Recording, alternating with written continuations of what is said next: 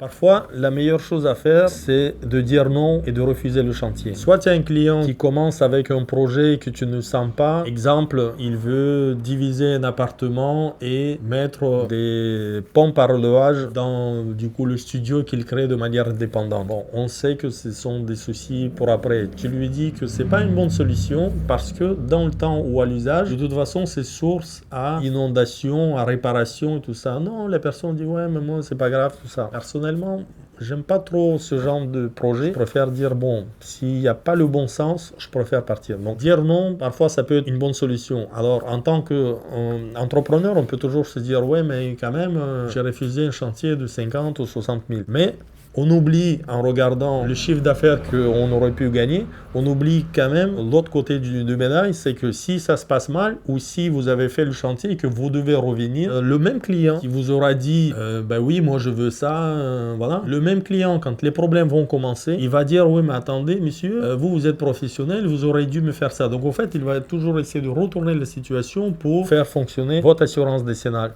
Donc il faut avoir ce recul-là, choisir et travailler avec les personnes qui vous paraissent avoir du bon sens. Et donc dire non, c'est se protéger et protéger son sérieux. Les clients sérieux, ils vont s'y reconnaître, ils vont vous dire merci et peut-être même qu'ils vont rebasculer leur avis vers votre solution parce qu'ils vont comprendre que il y a la parole d'un professionnel qui connaît son métier et donc ils vont se référer à ça. La meilleure des choses parfois, c'est de dire tout simplement non, ça, je ne le ferai pas.